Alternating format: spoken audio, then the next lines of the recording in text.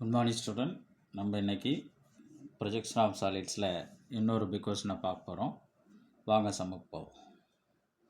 Some என்னென்னா, hexagonal pyramid of base side 25 mm and axis height 55 mm is resting on HP with one of its base corners such that the axis is inclined at 45 degree to HP and parallel to VP. Draw its projection. இந்த some நம்ம already lecture 15ல் solve பண்ணியிருக்கிறோம். அதுவும் hexagonal pyramid தான், but அது வேறு condition, இது வேறு condition. என்ன வித்தியாசன்றதை புரிஞ்சுக்கிட்டோம் அப்படின்னோடனே இந்த சம்மை சால்வ் பண்ணிடலாம்.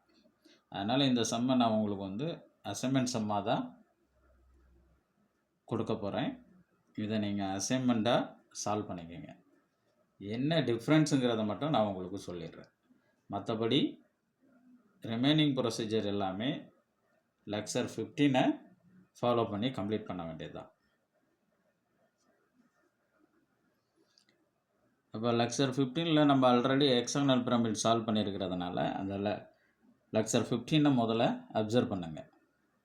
அதில் சம்மோட கண்டிஷன் என்ன அப்படின்னோன்னா, ஹெச்பியில் தான் இருக்குது, ஆக்சிஸ் பேரலல் டு விபி தான், lies on one of is triangular face அப்படின்னு இருக்கும். அதாவது axis parallel to VP, but அது எப்படி இருக்குது அப்படின்னோன்னா, ஒரு ட்ரையாங்குலர் ஃபேஸ் ஹெச்பியில் இருக்கிறாப்புல இருந்தால் அதனோட ப்ரொஜெக்ஷன் என்னன்னு கேட்டிருக்கான். அப்போ அதில் என்ன பண்ணியிருப்போம் அப்படின்னோன்னா, ஹெக்ஸாகனை வரைகிறத, அதாவது இந்த டாப் வியூவை பேஸ் எட்ஜை டிபெண்ட் பண்ணி இருக்கிறாப்புல வரைவோம். அதாவது ஹெச்பிக்கு இந்த சாலிடானது இன்க்ளைண்டாக இருக்கிறப்ப பேஸ் எட்ஜில் நிற்கிறாப்புல வரைஞ்சிருப்போம். இதை நான் உங்களுக்கு மாடலை வச்சு, அதாவது ஹெக்ஸாகனல் பிரமிடை வச்சு நான் உங்களுக்கு சொல்கிறேன். இப்போ பாருங்கள், இதுதான் ஹெக்ஸாகனல் பிரமிட். ஓகே, இது பேஸ் எட்ஜ், இது ஸ்லாண்ட் எட்ஜ், ஓகே, அப்பெக்ஸ், ஓகேங்களா. இது ஒவ்வொன்றும் ட்ரையாங்குலர் ஃபேஸ். இப்போ மொத்தம் 6 ட்ரையாங்குலர் ஃபேஸ் இருக்கும். லெக்சர் 15ல் என்ன பண்ணியிருப்பாங்க அப்படின்னோன்னா, it stand on or it lies on HP with one of is triangular face அப்படின்னு சொல்லியிருப்பான். அப்போ அதுக்கு என்ன மீனிங், அது ஹெச்பியில் இருக்கிறப்ப அதனுடைய ஒரு ட்ரையாங்குலர் ஃபேஸ் இப்போ ட்ரையாங்குலர் ஃபேஸ், இது ஒரு ட்ரையாங்குலர் ஃபேஸ் ஹெச்பியில் இருக்கும் அப்படின்னு சொல்கிறான். அப்போ ட்ரையாங்குலர் ஃபேஸ் ஹெச்பியில் இருக்கணும் அப்படிங்கிறப்ப, அப்போ ஸ்டேஜ் 1 வரைகிறப்ப ஹெக்ஸாகனை இந்த பொசிஷனில் வரைஞ்சோன்னா தான். ஓகே, அப்போ ஆக்சிஸ் பேரலல் டு விபி அப்படின்னோன்னா we get the true shape on top view. நம்மளுக்கு ட்ரூ ஷேப் டாப் வியூவில் தான் தெரியும். அப்போ டாப் வியூவில் வரைகிறப்ப ஹெக்ஸாகன் இந்த பொசிஷனில் இருந்தால் தான். ஓகே, இது டில்ட் பண்ணுறப்ப it should be stand on one of its triangular face, ரைட்டுங்களா. இது ட்ரையாங்குலர் ஃபேஸில் இருக்கும். இப்போ பாருங்கள், இப்போ ஹெச்பியில் வைக்கிறோம், இப்போ ட்ரையாங்குலர் ஃபேஸில் உட்காந்துருச்சு, ரைட்டுங்களா. ஓகே, இப்படி இல்லாமல், ஓகே, ஹெக்ஸாகனோட பொசிஷனை இப்படி இல்லாமல் இப்படி டில்ட் பண்ணிட்டோன்னு நினச்சிக்கோங்க. ஓகே, இந்த பொசிஷனில் வரைஞ்சிட்டோன்னா, ஓகே, சிமிலர் இந்த சம்மில் நம்மளுக்கு இருக்குது பாருங்கள். ஓகே, இந்த பொசிஷனில் ஹெக்ஸாகனை வரைஞ்சோம் அப்படின்னோன்னா, ஓகே, இது ஹெச்பியில் டில்ட் பண்ணுறப்ப it should be stand on one of its slant edge. புரியுதுங்களா. இந்த பொசிஷனில் நீங்கள் டில்ட் பண்ணுறப்ப it should be stand on one of its slant edge. எதில் இருக்காது அப்படின்னோன்னா ட்ரையாங்குலர் ஃபேஸில் இருக்காது. நல்லா ஞாபகம் வச்சுக்கோங்க. ஓகே, அப்போ சம்மோட கண்டிஷன் என்னவோ அதுக்கு தகுந்தாப்பில் நம்ம என்ன பண்ணணும் அப்படின்னோன்னா, ஓகே, சாலிலோட பொசிஷன் என்ன பண்ணணும், டிபெண்ட் பண்ணி நம்ம ப்ரொஜெக்ஷனை அதாவது ஃப்ரண்ட் அண்ட் டாப் வியூவை வரையணும். ஓகே, இந்த சம்மில் நம்மளுக்கு என்ன கொடுத்துருக்கான் அப்படின்னோன்னா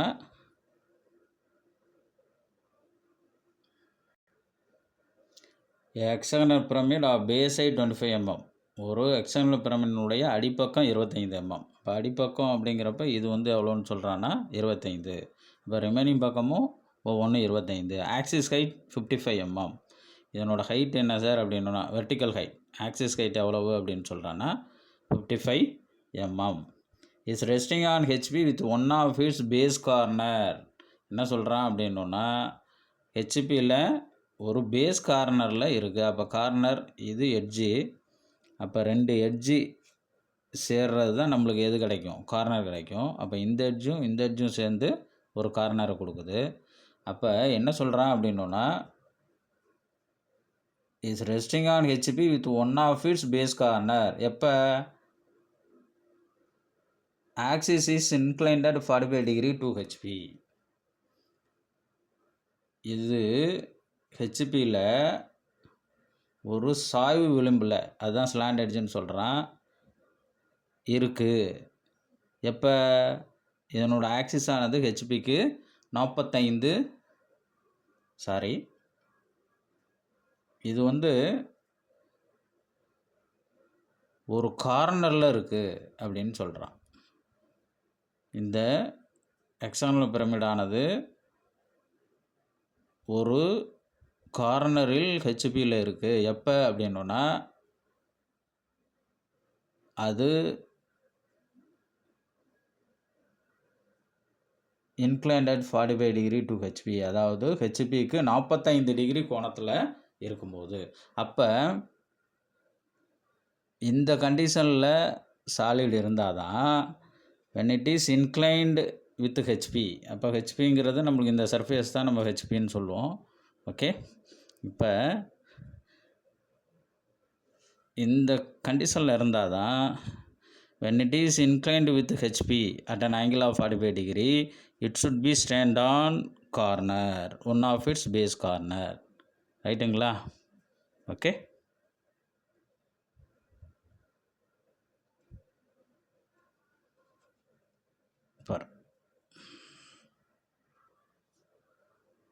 ஓகே ரைட்டா?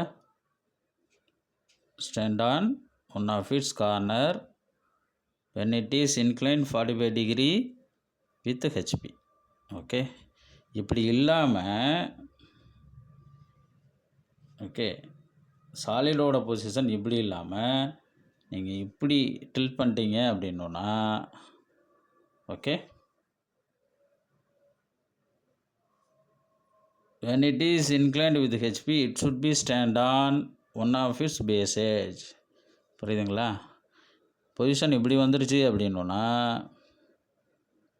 இப்போ ஹெச்பிக்கு சாலிடானது 45 டிகிரி கோணத்தில் இருக்கும்போது ஒரு பேஸ் எட்ஜில் இருக்கிறாப்புல வந்துடும். ரைட்டுங்களா? அதே சமயம் லெக்சர் 15 என்ன சொல்லியிருக்கோம் அப்படின்னா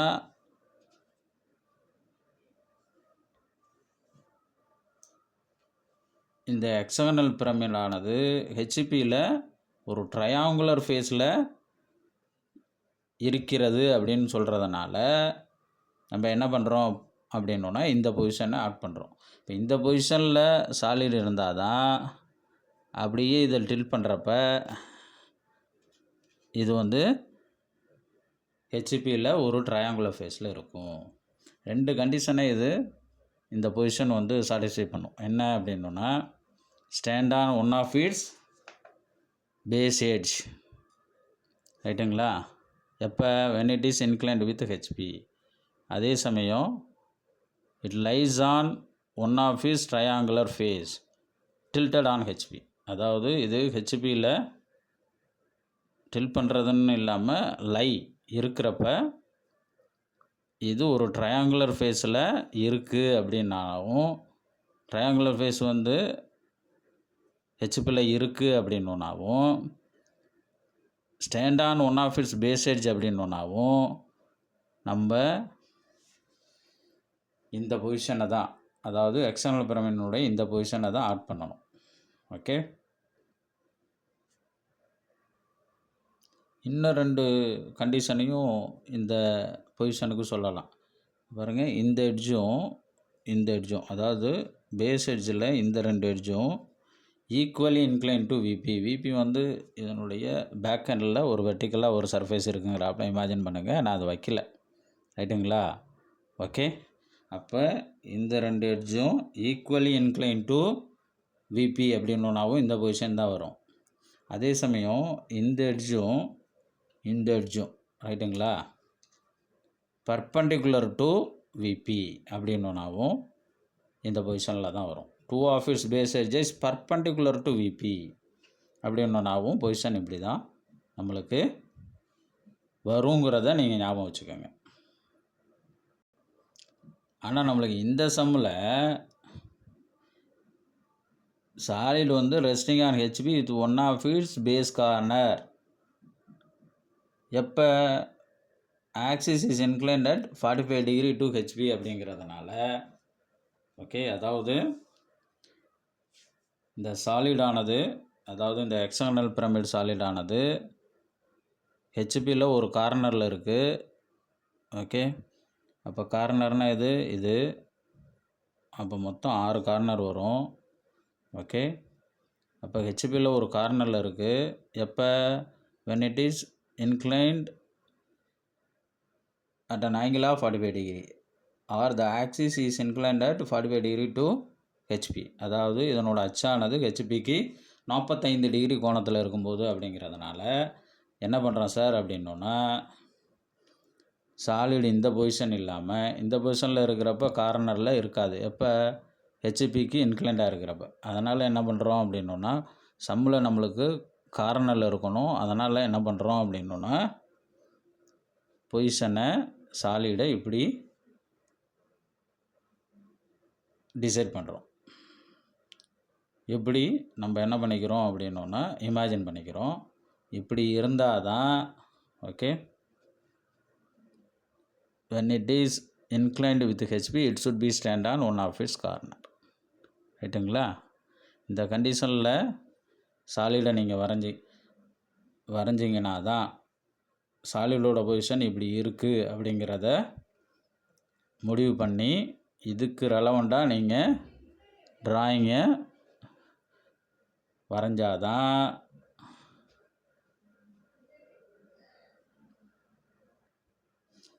இந்த சாலிடனுடைய ஆக்சிஸ் ஆனது ஹெச்பிக்கு 45 டிகிரி கோணத்தில் இருக்கும்போது இது ஒரு கார்னரில் நிற்கும், ரைட்டுங்களா?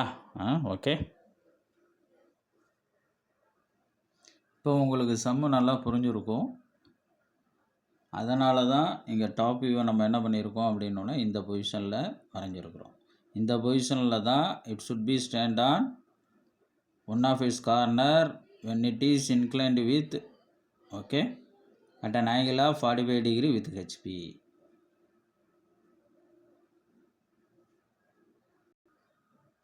இப்போ உங்களுக்கு சம்மில் என்ன சொல்லியிருக்காங்கிறது தெளிவாக புரிஞ்சுருக்கும். இனிமேல் நம்ம ட்ரா பண்ண வேண்டியது தான். ஓகே, ரெலவெண்ட் ப்ரொஜெக்ஷனை நம்ம ட்ரா பண்ண வேண்டியது தான். அப்போ ட்ரூ ஷேப் நம்மளுக்கு டாப் வியூவில் தெரியும். அப்போ டாப் வியூ முதல்ல வரைஞ்சிக்கிறோம். சைடு 25, ரைட்டுங்களா? தென் இதுலேருந்து ப்ரொஜெக்ட் பண்ணி ரெலவெண்ட் ஃப்ரண்ட் வியூ என்ன பண்ணுறோம் அப்படின்னோன்னா, ஸ்டேஜ் 1 ஃப்ரண்ட் வியூ எவ்வளோ ஹைட்டு அப்படின்னோன்னா, ஆக்சிஸ் ஹைட் பர்பண்டிகுலர் ஹைட் எவ்வளோன்னா 55, ஓகேங்களா? ஃப்ரண்ட் வியூவை கம்ப்ளீட் பண்ணுறோம். தென் இந்த ஃப்ரண்ட் வியூவை அப்படியே என்ன பண்ணுறோம் அப்படின்னோன்னா, ஹெச்பி இன்க்ளினேஷன் 45 டிகிரிக்கு என்ன பண்ணுறோம் அப்படின்னோன்னா இன்க்ளைன் பண்ணி இந்த ஸ்டேஜ் 1 ஃப்ரண்ட் வியூவை அப்படியே ஹெச்பி இன்க்ளினேஷனில் பேஸ் பண்ணுறோம். இதில் ரொம்ப முக்கியமான விஷயம் என்ன அப்படின்னோன்னா,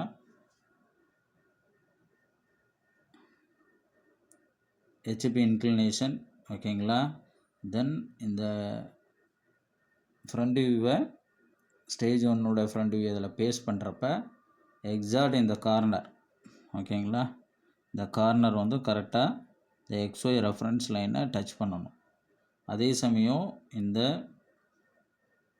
ஹெச்பி இன்க்ளினேஷனுக்கு இந்த பேஸ் வந்து பர்பண்டிகுலராக இருக்கணும். ஓகே, அப்போ இந்த சென்டர் டிஸ்டன்ஸும் இந்த சென்டர் டிஸ்டன்ஸும் இந்த வேல்யூவும் ஈக்குவலாக இருக்கணும். ஓகே, அதுக்கு தகுந்தாப்புல ஈக்குவலாக இருக்கிறாப்புல ட்ரான்ஸ்ஃபர் பண்ணிக்கோங்க. இந்த வேல்யூயை ட்ரான்ஸ்ஃபர் பண்ணுறதில்ல, அதாவது இந்த ஃப்ரண்ட் வியூவை ஹெச்பி இன்க்ளினேஷனுக்கு ரெலவெண்ட்டாக ட்ரான்ஸ்ஃபர் பண்ணுறதுல ஏதாவது டவுட் இருந்ததுன்னா லெக்சர் 20 பாருங்கள். ஓகே, அதில் உங்களுக்கு எக்ஸ்பிளைன் பண்ணியிருப்பேன். இப்போ ஸ்டேஜ் 2 ஃப்ரண்ட் வியூவை கொடுத்துருக்கிற ஹெச்பி இன்க்ளினேஷனுக்கு ரெலவெண்ட்டாக என்ன பண்ணியாச்சு அப்படின்னா ட்ரா பண்ணியாச்சு. ஓகே, தென் இந்த ஸ்டேஜ் 2 ஃப்ரண்ட் வியூலேருந்து கரஸ்பாண்டிங் வெர்டிக்கல் ப்ரொஜெக்ஷன் லைன், அதே மாதிரி ஸ்டேஜ் 1 டாப் வியூலேருந்து ஒவ்வொரு பாயிண்ட்லேருந்து ஹரிசாண்டல் ப்ரொஜெக்ஷன் லைனை வரைஞ்சி தேவையான பாயிண்ட்ஸை மார்க் பண்ணிவிட்டு முதல்ல இந்த எக்ஸ்ட்ரீம் பவுண்ட்ரியை கண்டினியூஸ் லைனால் ஜாயின் பண்ணிவிட்டு, ஓகே, ஏன்னா இந்த பொசிஷனில் நம்ம டாப்லேருந்து நின்று பார்க்குறப்ப பேஸ் எட்ஜ் உங்களுக்கு பாட்டத்தில் வந்துடுது. அப்போ இதனுடைய ஒரு ஆஃப் தான் விசிபிளாக இருக்கும். அதே மாதிரி இந்த எண்டில் அப்பெக்ஸ் விசிபிள், அதனால தான் அப்பெக்ஸ்லேருந்து இந்த எக்ஸ்ட்ரீம் பவுண்ட்ரி மட்டும் என்ன விசிபிள் லைனாக, அதாவது கண்டினியூஸ் லைனாக இருக்குது. தென் ரிமைனிங் லைனிங்க, அதாவது ரிமைனிங் எது ஹிடன் விசிபிள் அப்படிங்கிறத இந்த டாப்பினுடைய சைடில் இங்கே நின்று பார்க்குறாப்புல இமேஜின் பண்ணிக்கோங்க. இமேஜின் நின்று பண்ணுறப்ப பேஸ் எட்ஜில் விசிபிள், ஓகே, இந்த எட்ஜு விசிபிள், இந்த எட்ஜு விசிபிள். அதே மாதிரி ஸ்லாண்ட் எட்ஜில் விசிபிள் இந்த ஓபி, ஓக்யூ,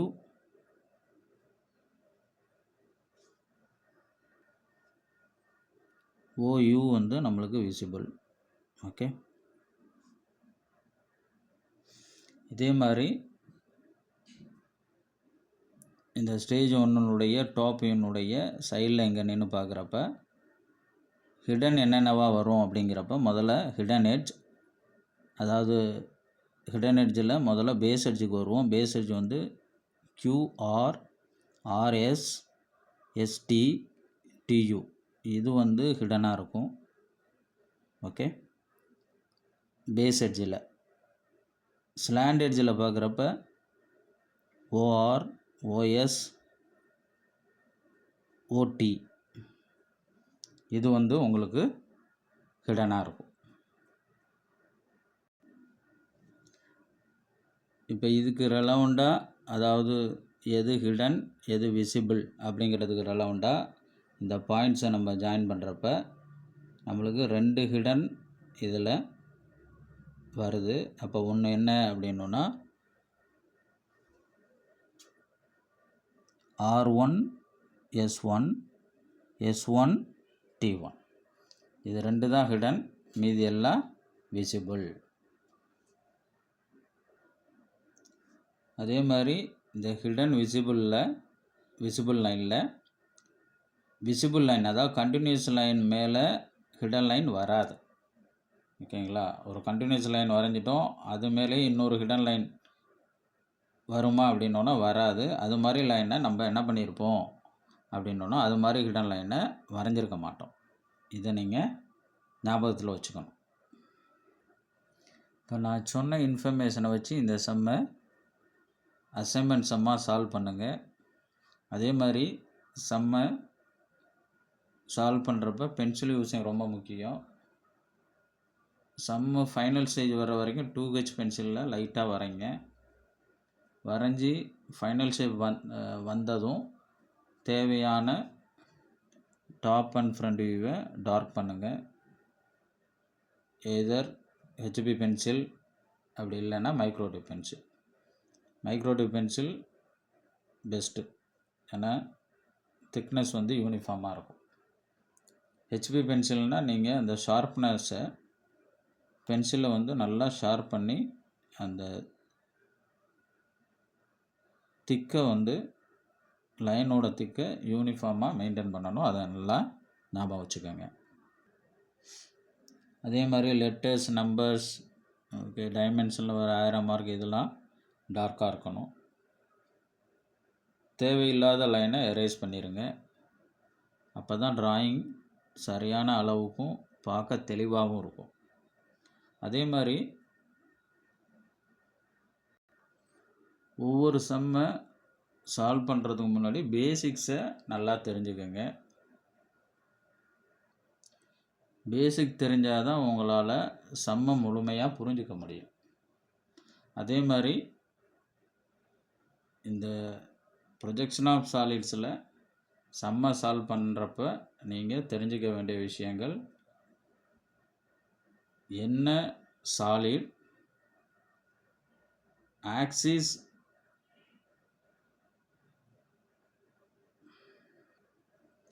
எதுக்கு பேரலாக இருக்குது, எதுக்கு இன்க்ளைண்டாக இருக்குது அப்படிங்கிறத தெரிஞ்சுக்கணும். அடுத்ததாக சம்மோட கண்டிஷன்,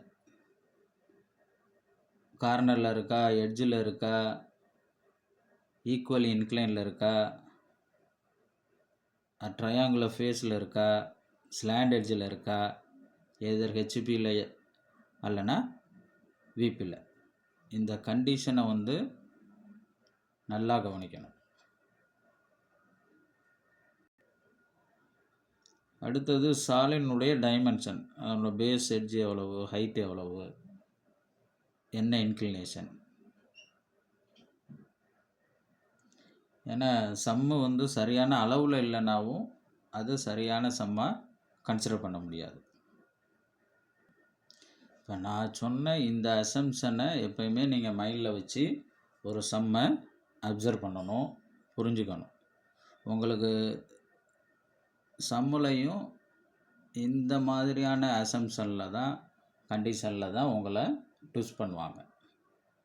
இதை நல்லா புரிஞ்சுக்கிறப்ப உங்களால் எந்த சம்மையும் சால்வ் பண்ண முடியும். இந்த சம்மை நீங்கள் சால்வ் பண்ணிடுவீங்கன்னு நான் நம்புகிறேன். இன்கேஸ் எனி டவுட் அப்படின்னோன்னா நான் சொன்னாப்புல லெக்சர் 15 அண்டு லெக்சர் 20 பாருங்கள், டெஃபினட்டாக உங்களுக்கு புரியும். மறுபடியும் நம்ம இன்னொரு லெக்சரில் இன்னொரு வீடியோவில் மீட் பண்ணுவோம். தேங்க்யூ.